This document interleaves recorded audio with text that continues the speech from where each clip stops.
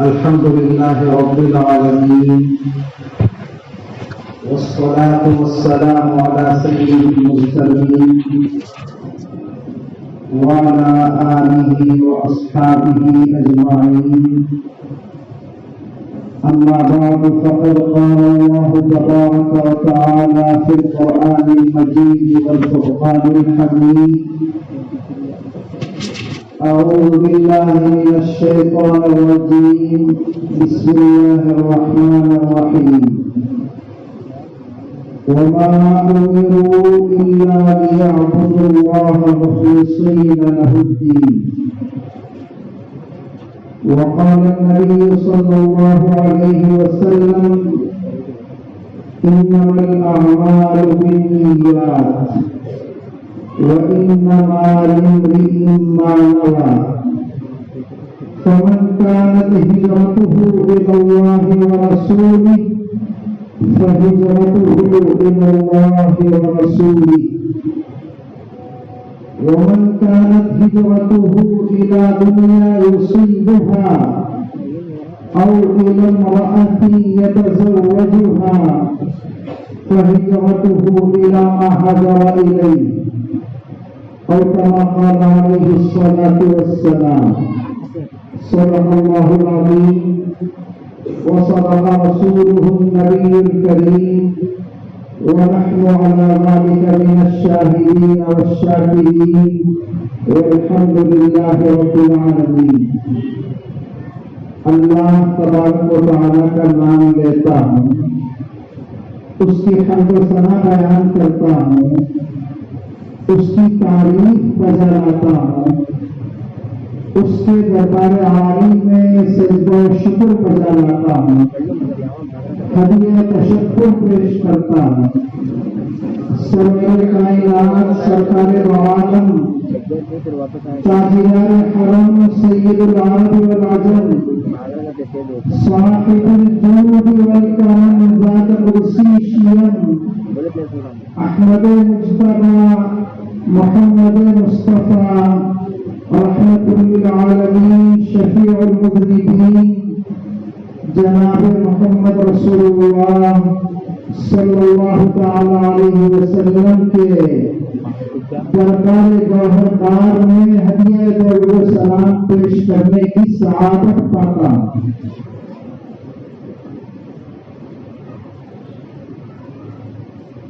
حضرات علماء کرام،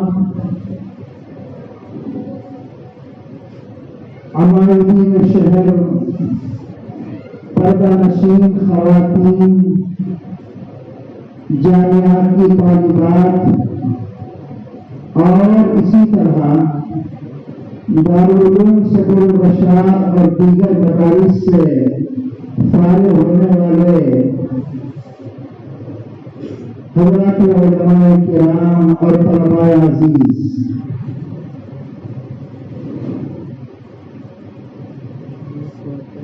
دین کے 3 درجے ہیں.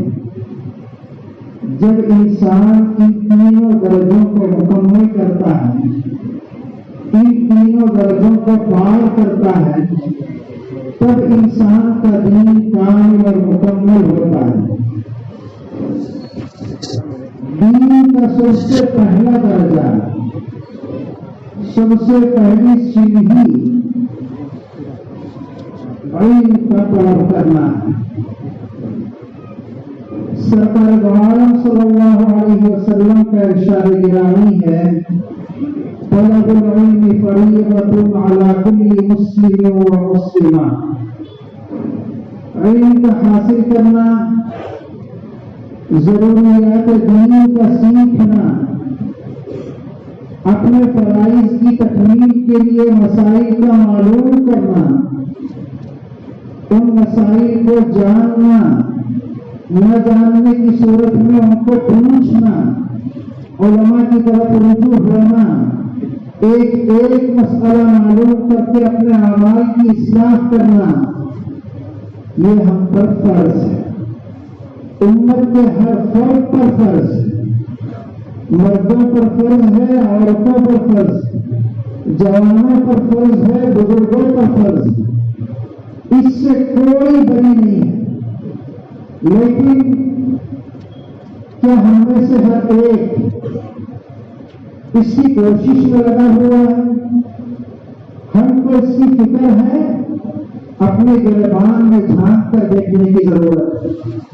مجھے معاف فرمائیں، بہت سارے ایسے حضرات اور خواتین ہمارے درمیان موجود ہیں ماشاء اللہ، جو ایک لمبے عرصے سے بڑی مدت سے نمازوں کے پابند ہیں، ذکر اذکار کے پابند ہیں، تلاوت قرآن کے عادی ہیں، روزہ پابندی سے رکھا کرتے ہیں، اپنے اموال کی زکات پوری پابندی سے دیا کرتے ہیں، لیکن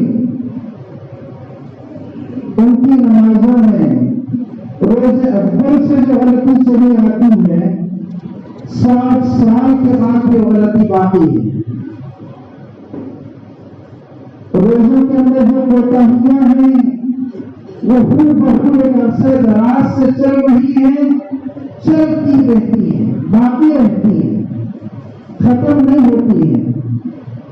جب ان کے نماز کی طرف کسی عالم دین کی نظر پڑتی ہے اصلاح کی نیت سے، وہ ان کو متوجہ کرتا ہے، جناب آپ کی 3 رکعتیں آج امام کے ساتھ مسبوق ہو گئی تھی، آپ ان کو مکمل کرنے کے لیے اٹھ کر کھڑے ہوئے تھے۔ تکمیل کا طریقہ یہ تھا کہ ان 3 رکعتوں میں سے 1 رکعت کو ادا کرنے کے بعد آپ قاعدے میں بیٹھ جاتے، پھر اس کے بعد میں 2 رکعت آپ ادا کرتے، پھر قاعدہ اخیرہ آپ فرماتے۔ لیکن آپ کا طریقہ یہ تھا کہ آپ نے ان 3 رکعتوں کی اپنے دماغ سے یہ ترتیب بنائی، ان کے تکمیل کی کہ آپ اٹھ کر کھڑے ہوئے، مسلسل 2 رکعتیں آپ نے پڑھی، اس کے بعد میں آپ قاعدے میں بیٹھتے ہیں۔ آپ کا یہ خیال ہے کہ میں نے تو ابھی کھڑے ہو کر 2 رکعتیں پڑھی ہیں اور قاعدہ 2 رکعتوں کے بعد ہوتا ہے۔ مثلا یہ ایسی چھوٹی سی غلطی، یہ چھوٹی نہیں بڑی غلطی جن کو ہم چھوٹی سمجھتے ہیں اور غلطی بھی نہیں سمجھتے، اپنے ذہن کے مطابق ہم اس کو صحیح سمجھتے ہیں، ہماری نماز کو درست سمجھتے ہیں، لیکن جب کوئی عالم دین، کوئی حافظ قرآن جاننے والا ان کو اس طرف متوجہ کرتا ہے، ڈرتے ڈرتے ان کی پیٹھ پر ہاتھ رکھ کر ان کو یہ مسئلہ بتاتا ہے، تو وہ آپس سے باہر ہو جاتے ہیں، ناراض ہو جاتے ہیں۔ جب ان کو صحیح مسئلہ بتایا جاتا ہے تو ان کے چہرے سے ناخوشی دیکھی جاتی ہے، ناپسندیدگی کا اظہار ہوتا ہے، وہ ان پر سخت گرا گزرتا ہے۔ بڑے آئے سر ہم کو بتانے والے، میں تو 60 سال کا پرانا نمازی ہوں، مجھے معاف فرمائے دوستو، ایسی نماز اللہ کے دربار میں قبول نہیں ہے۔ نماز کو پڑھنے سے پہلے نماز کو سیکھنے کا حکم دیا گیا، روزہ رکھنے سے پہلے روزے کے مسائل کو معلوم کرنے کا حکم دیا گیا، فریضہ حج کو ادا کرنے سے پہلے حج کے احکامات اور ان کے طور طریقوں کو، اس کے ارکان کو معلوم کرنے اور ان کی ترتیب کو جاننے کا حکم دیا گیا۔ اگر ہم اپنی منمانی کریں تو پھر وہ رب چاہی زندگی نہیں ہے، من چاہی زندگی ہے۔ اللہ یہ زندگی نہیں چاہتا ہے ہم سے۔ اگر ہم رب چاہی زندگی گزارنا چاہتے ہیں تو ہم کو علم حاصل کرنا ضروری ہے۔ طلب العلم فریضۃ علی کل مسلم و مسلمہ، لیکن اس علم کی تفسیر اور تشریح، مسائل کی گہرائیوں میں غوطہ لگانا اور اس کی جزئیات کو معلوم کرنا اور اس کے اختلافات سے مطلع ہونا اور ان اختلافات کے درمیان واضح قول کو ترجیح دینا، یہ علماء کا کام ہے، حضرات مفسرین کا کام ہے، محدثین کا کام، جو احادیث کے درمیان تطبیق دیتے ہیں۔ تفصیلی اختلافات کے درمیان واضح قول کو اختیار کرتے ہیں اور اس کو امت کے سامنے پیش کرتے ہیں۔ ہر زمانے میں مخصوص جماعت اس کے لیے ہوتی ہے جس کی طرف اللہ تبارک و تعالیٰ نے اپنے کلام پاک میں اشارہ ہی فرمایا ہے۔ فَلَوْلَا نَفَرَ مِن كُلِّ فِرْقَةٍ مِّنْهُمْ طَائِفَةٌ لِيَتَفَقَّهُوا فِي الدِّينِ، ہر زمانے میں ایک جماعت ایسی ہوگی جو تفقہ فی الدین کا کام کرے گی، تدبر فی الدین کا کام کرے گی، دین کے سمندر میں غوطہ لگائے گی، امت کے لیے مسائل کو چھانٹے گی، چھانے گی، تلاش کرے گی، ایک مسئلہ امت کو جو درپیش ہوگا اس کا حل ان کے سامنے رکھے گی۔ ایسی ایک جماعت یقیناً ہر زمانے میں ہوتی ہے، یہ ہر ایک کے بس کی بات نہیں ہے۔ ہم سب کا تو یہ ذمہ ہے کہ ہم اپنے نمازوں کو درست کرنے کے لیے اس کے علم کو سیکھیں، روزوں کو درست کرنے کے لیے اس کے علم کو سیکھیں۔ جب بندہ علم سیکھتا ہے اور اس علم کے اندر تھوڑی سی حرکت پیدا کرتا ہے، جذبہ کی طرح عالمہ کو عاملہ بناتا ہے، علم کو عمل کے سانچے میں ڈالتا ہے، اللہ کو راضی کرنے کے لیے، اللہ کے احکامات کو پورا کرنے کے لیے نمازوں کی پابندی کرتا ہے، روزوں کی پابندی کرتا ہے، زکات ادا کرتا ہے، تو اللہ تبارک و تعالیٰ اس کو وہ علم سکھاتے ہیں جس کو اس نے سیکھا نہیں ہے۔ من علم بما علم ورثه الله علم ما لم يعلم۔ میرے والد بڑے حضرت رحمۃ اللہ علیہ کے چھوٹے بھائی دارالعلوم سبیل الرشاد کے صدر المدرسین چھوٹے حضرت شاہ مولانا محمد اسماعیل صاحب ممبئی مظاہری علیہ الرحمہ، جو ہم سب کے استاد گرامی ہیں، استاد الاساتذہ ہیں، دارالعلوم سبیل الرشاد کے اولین صدر المدرسین ہیں۔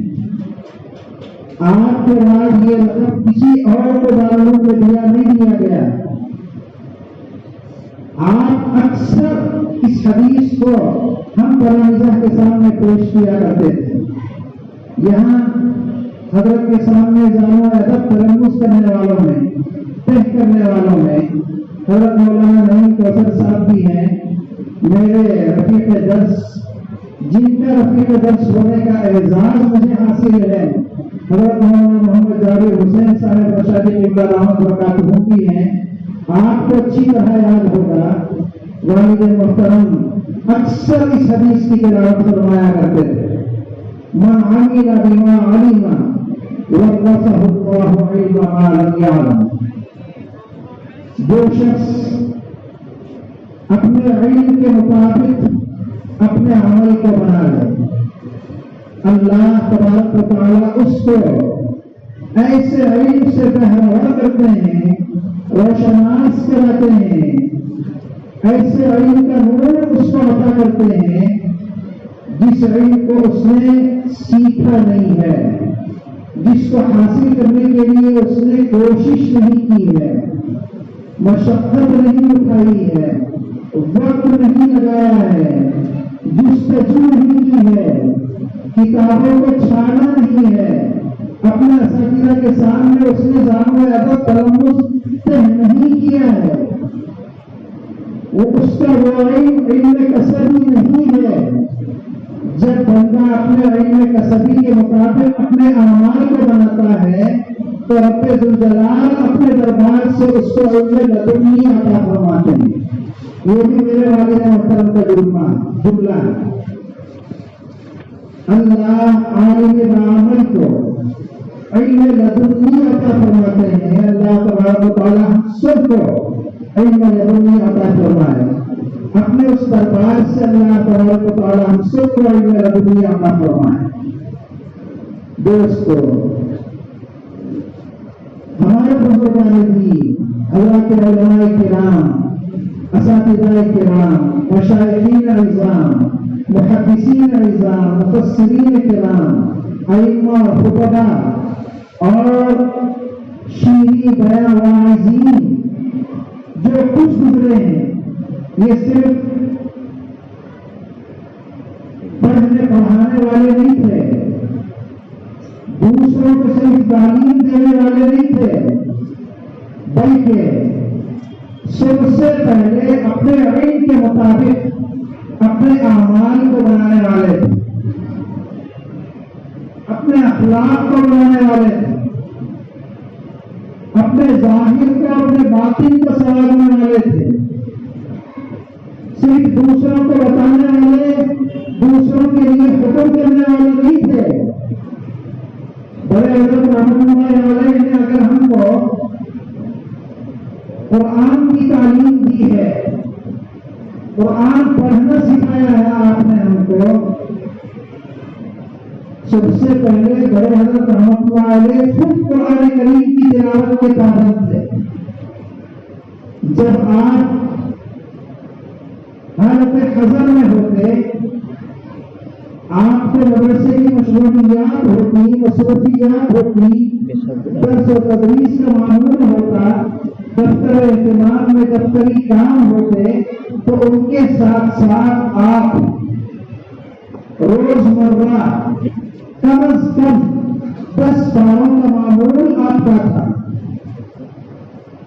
اور جب آپ سفر میں نکلتے فرمایا کرتے تھے تو حالت سفر میں تو فرصت ہی فرصت ہوتی ہے، تنہائی ہوتی ہے، ایک سوئی ہوتی ہے، اس لیے میں بجائے 10 کے کبھی 15 پارے پڑھ لیتا ہوں، کبھی سفر لمبا ہوتا ہے تو 20 پارے بھی پڑھ لیا کرتا ہوں۔ یہ بڑے حضرت رحمۃ اللہ علیہ کا معمول تھا۔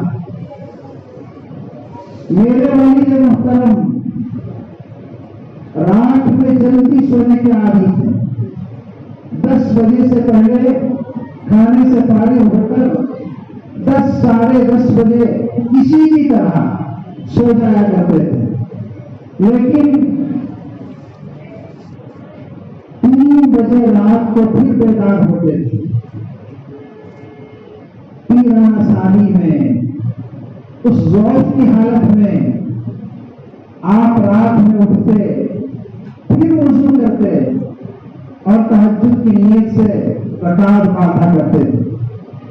یہ میں نے اپنی آنکھوں سے دیکھا ہے دوستو۔ جب میرا بچپنا تھا، میری عمر 8 سال 9 سال کی تھی،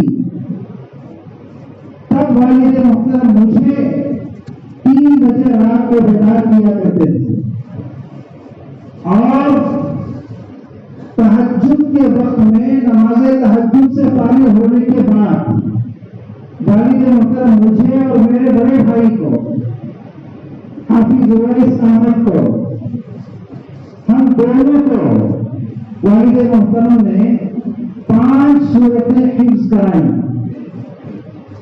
سورہ یاسین، سورہ دخان، سورہ تبارک، سورہ واقعہ اور سورہ مزمل۔ یہ 5 سورتیں والد محترم نے تہجد میں ہم کو، جب میری عمر 8 یا 9 سال کی تھی، اس وقت والد محترم نے مجھے یاد دلایا۔ اس لیے میں گواہی دیتا ہوں کہ اپنی پیرانہ سالی میں جب آپ کی عمر 55، 60، 65 کی ہو چکی تھی، اس وقت آپ 3 بجے رات کو بنگلور کی سردی میں اٹھتے تھے۔ سال کے 12 مہینے آپ کا معمول تھا، آپ اٹھتے، تہجد کی کبھی 4، کبھی 8، کبھی 12 رکعتیں پڑھتے، کبھی آہستہ تلاوت کرتے، کبھی زور سے پڑھا کرتے۔ میرے استاد محترم حضرت مولانا قاری محمد سراج الدین صاحب برکاتہم، جو ہم سب کے استاد ہیں، تقریباً یہاں موجود تمام مشائخ برادران کے آپ استاد ہیں، حضرت فرمایا کرتے ہیں کہ مدرسے کا ابتدائی دور پر عالم صدر الرشاد تھا، 1960 میں مدرسے کی بنیاد رکھی گئی۔ بڑے حضرت اور آپ کے دست راز چھوٹے حضرت، آپ کے بائیں جانب حضرت نیر صاحب علیہ الرحمہ، یہ دونوں آپ کے دست تھے، بڑے حضرت رحمۃ اللہ علیہ کے بازو تھے، طاقت تھے آپ کے۔ ان کے علاوہ دیگر اکابر اساتذہ کرام تھے، جن میں حضرت مولانا پیر محمد میران صاحب باقی علیہ الرحمہ، حضرت مولانا خطیب صاحب بیلوری علیہ الرحمہ، حضرت مولانا قاری اظہر حسن صدیقی صاحب علیہ الرحمہ، حضرت مولانا قاری امام الحق صاحب میرٹھی علیہ الرحمہ، یہ تمام اساتذہ کرام اپنے اپنے کمرے میں ہوتے تھے۔ حضرت قاری سراج الدین صاحب اس وقت تعلیم حاصل کر رہے تھے۔ آپ نے اپنی کانوں سے سنا ہے، حضرت نے ہمیں بتایا ہے، میں اس کی گواہی دے رہا ہوں، آپ تک یہ بات پہنچانا چاہتا ہوں کہ چھوٹے حضرت کے کمرے سے تہجد کے وقت میں بلند آواز میں قرآن کریم کی تلاوت آتی تھی، آواز سنائی دیتی تھی۔ حضرت میران صاحب علیہ الرحمہ کے کمرے کے سامنے وضو کا لوٹا اور اس کو استعمال کیا ہوا بھیگا ہوا حصہ نظر آتا تھا۔ جب کوئی طالب علم جا کر کان لگا کر سنتا کمرے کے دروازے سے تو وہاں سے بھی قرآن کریم کی آواز آتی تھی، آہستہ تلاوت کر رہے ہوتے تھے۔ کہیں حضرت ابو بکر کا نمونہ ہے تو کہیں حضرت عمر کا نمونہ ہے۔ یہ ہمارا اساتذہ کرام ہے دوست، یہ ہمارا آبا و اجداد ہے دوست، جنہوں نے صرف ہم کو پڑھنا سکھایا نہیں ہے، پڑھنے کا حکم نہیں کیا ہے، صرف سیکھنے کا سکھانے کا کام انہوں نے کیا نہیں ہے، بلکہ اپنی عملی زندگی سے ہمارے سامنے ایک بہترین نمونہ پیش کیا ہے۔ ہم سب کو چاہیے کہ ہم اپنے اساتذہ کرام کو قدر کی نگاہ سے دیکھیں، عظمت کی نگاہ سے دیکھیں، اپنے سروں کا تاج سمجھیں، ان کو اپنی زندگی کو ان کے اعمال کے مطابق ڈھالنے کی کوشش کریں۔ یہ واقعات ہمارے سامنے صرف واقعات کی شکل میں، قصے اور کہانی کی شکل میں پیش نہیں کیے جاتے ہیں، بلکہ مجھے اور آپ کو متوجہ اور بیدار کرنے کے لیے ہمارے سامنے واقعات کا تذکرہ ہوتا ہے کہ میں چاہوں کہ میں اپنے باپ کے نقش قدم پر چلوں، میں تہجد پڑھنے والا ہو جاؤں، نماز باجماعت کی پابندی کرنے والا ہو جاؤں، قرآن کریم کی تلاوت کرنے والا ہو جاؤں، ذکر و اذکار کرنے والا ہو جاؤں۔ یہ ہم سب کے لیے ضروری ہے دوستوں۔ یہ ہمارا اساتذہ کرام کے وصف خاص کو اللہ تبارک و تعالیٰ نے اپنے کلام پاک میں بھی بتایا ہے۔ کانوا قلیلا من اللیل ما یہجعون وبالاسحار هم یستغفرون۔ رات میں کم سویا کرتے ہیں، لیکن صبح کو یہ شکایت ہوتی ہے ان کو، رات کے آخری پہر میں وقت سحر میں ان کو یہ شکایت ہوتی ہے کہ آج تو میں زیادہ نمازیں پڑھ نہیں سکا، زیادہ تلاوت کر نہیں سکا۔ سرکار عالم صلی اللہ علیہ وسلم کے دربار میں آج زیادہ سے زیادہ درود پاک کا نذرانہ پیش کر نہیں سکا۔ اپنے وقت کی تنگدامانی کی شکایت لے کر رات کے آخری پہر میں وہ اللہ کے دربار میں استغفار کرتے ہیں، میں نے آج کے رات کی ناقدری کی، اللہ مجھے معاف فرمائے۔ ہم اور آپ کیا چہرہ لے کر جائیں گے اللہ کے سامنے؟ کیا کہہ سکیں گے وہاں کھڑے ہو کر؟ کون سی صورت لے کر ہم پیش ہوں گے؟ ہمارے دن ضائع ہو رہے ہیں، ہماری راتیں ضائع ہو رہی ہیں، نمازوں پر نمازیں قضا ہو رہی ہیں جس کی کوئی فکر نہیں، روزے چھوٹ جاتے ہیں اس کی کوئی فکر نہیں، کئی سال گزر گئے، مال کا کوئی حساب نہیں کیا ہم نے، زکات نہیں کی، صدقات و عطیات کا تو کوئی سوال ہی نہیں ہے۔ اللہ کے دربار میں کون سا چہرہ لے کر ہم پہنچیں ہیں دوستو بڑی گھبراہٹ کی بات ہے، بہت ڈر اور خوف کا لمحہ ہے دوستو، ہماری انہی بدعملیوں کی وجہ سے، انہی غفلتوں کی وجہ سے آج امت بے شمار مسائل کے ساتھ پریشان ہے دوستو۔ ہماری ان بدعملیوں کی وجہ سے، کوتاہیوں کی وجہ سے آج ظالم حکمران ہم پر مسلط ہیں۔ سرکار دو عالم صلی اللہ علیہ وسلم نے ارشاد فرمایا اعمالکم عمالکم، تمہارے اعمال تمہارے حکمران ہوتے ہیں۔ آج اگر دو فرد کا نام لیا جاتا ہے ان کو ظالم اور جابر کہا جاتا ہے، تو دوستو ایسے ظالم اور جابر اگر ہم پر مسلط ہیں تو یہ ہمارے اعمال کا نتیجہ ہے۔ آج بھی اگر ہم اپنے اندر اصلاح چاہتے ہیں، امت کے اندر اصلاح چاہتے ہیں، اسلام اور مسلمانوں کی سربلندی چاہتے ہیں، اس ملک میں اسلام کی بقا چاہتے ہیں، ہمارا تحفظ چاہتے ہیں، اسلامی شعائر کو یہاں باقی رکھنا چاہتے ہیں، اس کو پروان چڑھانا چاہتے ہیں، تو ہمیں اپنے گریبان میں جھانک کر دیکھنا ہوگا، اپنے اعمال کی طرف توجہ کرنی ہوگی۔ دوستو یہ اعمال بھی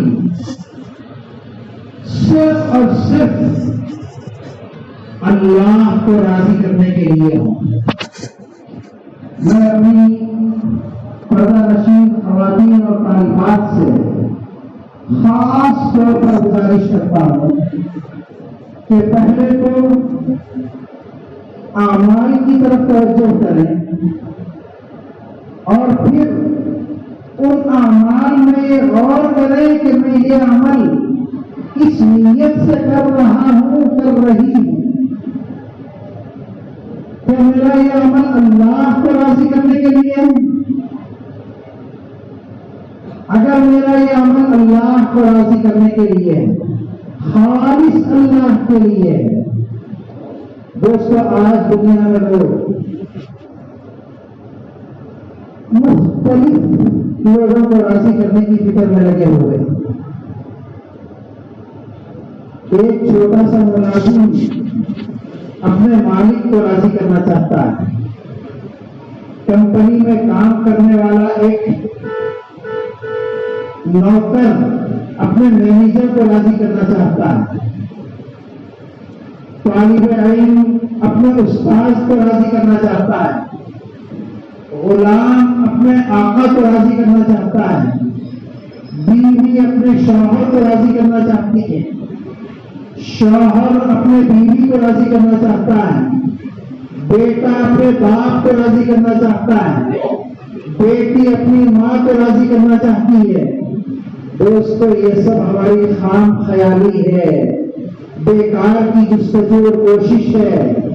میری آپ سے ادباً گزارش ہے کہ ہم ان سب فکروں کو چھوڑ کر صرف اور صرف اللہ کو راضی کرنے کی کوشش کریں، اپنے ظاہر کو، اپنے باطن کو، اپنے جلوت کو، اپنے خلوت کو، اپنی صبح کو، اپنے شام کو، اپنے تعلیمی دور کو، اپنے تعلیم کے دور کو، ہر لمحے کو، ہر آن کو، ہماری زندگی کی ہر گھڑی کو اللہ کو راضی کرنے والے بنا لیں۔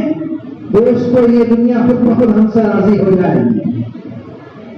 اس پوری جماعت کو راضی کرنے کے لیے ہمیں کوشش کرنے کی کوئی ضرورت نہیں ہے، چاہے ان میں سے کوئی ہم سے ناراض ہوتا ہوا نظر آئے، وقتی طور پر وہ ناراض ہوگا، لیکن بات جب اس کے بھی سمجھ میں آئے گی تو وہ بھی ہم سے راضی ہو جائے گا، وہ بھی خوش ہو جائے گا۔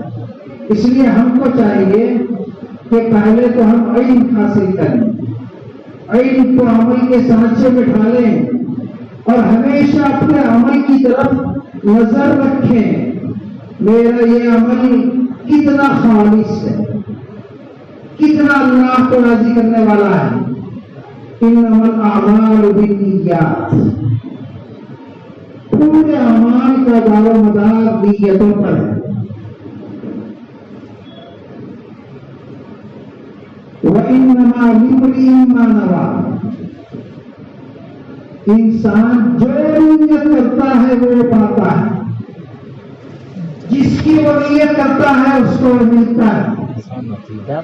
اگر کوئی اللہ اور اس کے رسول کی طرف ہجرت کا ارادہ کرتا ہے، دین کے لیے، اپنے دین کی حفاظت کے لیے، اپنے آپ کو اللہ کے تابع فرمانبردار بنانے کے لیے، سرکار عالم صلی اللہ علیہ وسلم کا غلام بنانے کے لیے، دنیا کو اور دنیا کے مال و متاع کو، عیش و آرام کی زندگی کو چھوڑ کر وہ اللہ کی جانب ہجرت کرتا ہے، سرکار عالم صلی اللہ علیہ وسلم کے بتائے ہوئے راستے پر چلتا ہے، تو دوستو اس کی ہجرت، اس کی یہ جستجو جس میں اس نے خالص اللہ کو راضی کرنے کی کوشش کی ہے، اس کی ہجرت اللہ کی جانب سمجھی جائے، اس کا یہ عمل اللہ کو راضی کرنے والا ہوگا، بجائے اس کے اگر کوئی شخص کسی دوسرے دنیاوی مقصد کے لیے کوئی دینی کام کرتا ہے جس سے اللہ کو راضی کرنا مقصود نہیں ہے، تو پھر اس کا وہ عمل اس کے لیے وبال جان بنتا ہے، خسران کا سبب بنتا ہے، نقصان کی وجہ بنتی ہے۔ نیک اعمال کر کے اپنے نامہ اعمال میں ثواب کو درج کرانے کے بجائے گناہ کا اضافہ کرتا ہے، اللہ تبارک و تعالیٰ میری اور آپ کی حفاظت فرمائے۔ ہم اپنے اعمال کی طرف ہمیشہ نظر رکھیں، اپنے تمام اعمال میں خشوع اور خضوع پیدا کریں، للہیت پیدا کریں، اخلاص پیدا کریں، یہ مقبول ہے دوستو۔ ریاکاری اور نامنون سے بچنا یہ ام الوظائف ہے دوستو، سب سے بڑے درجے کا اخلاص ہے۔ اگر میرا کوئی عمل دنیا والوں کو دکھانے کے لیے ہوتا ہے تو میں ریاکار ہوں۔ اگر میں اپنا کوئی دینی کام دنیا والوں کی ناراضگی کی وجہ سے چھوڑ دیتا ہوں تو میں ریاکار ہوں۔ اگر میں اپنے خلوت میں سستی کرتا ہوں، جلوت میں چستی دکھاتا ہوں، لوگوں کے سامنے کھڑے ہو کر لمبی لمبی رکعتیں پڑھتا ہوں، لیکن جب تنہائی ملتی ہے تو خباتے لیتا ہوں، تو میں ریاکار ہوں۔ یہ ریاکار کی تین بڑی علامتیں بتائی گئی: خلوت میں سستی، جلوت میں چستی، اور لوگوں کی خوشنودی اور لوگوں کی واہ واہ حاصل کرنے کے لیے نیک اعمال میں پر چڑھ کر حصہ لینا، یہ ریاکار کی دوسری علامت ہے۔ اور اسی طرح جب کوئی نیک کام کرنے والا، جب کوئی شخص اس کو اس نیک کام پر برا بھلا کہے تو برا بھلا کہنے کی وجہ سے اس نیک کام کو چھوڑ دینا، یہ ریاکار کی تیسری علامت ہے دوستو۔ اللہ تبارک و تعالیٰ ان تینوں علامات سے ہم سب کی حفاظت فرمائے، پورے مجمع کی حفاظت فرمائے۔ اللہ تبارک و تعالیٰ ہم سب کو اخلاص کی دولت سے مالامال فرمائے۔ دوستو علم حاصل کریں، زیادہ سے زیادہ علم حاصل کریں۔ یہ علم ہمارے لیے دنیا میں بھی حفاظت کا، ترقی کا، سرخروئی کا، سربلندی کا ذریعہ اور سبب ہے، آخرت کی کامیابی اور کامرانی کا ضامن ہے دوستو۔ اس علم کے ذریعے ہم اپنے اعمال کو بنائیں گے، اپنے اعمال میں اخلاص پیدا کریں گے، ریا سے، دکھاوے سے، نامنون سے اپنے آپ کو بچائیں گے، اللہ تبارک و تعالی ہم سب کو اس کی توفیق عطا فرمائے. آمین و آخر دعوانا الحمدللہ.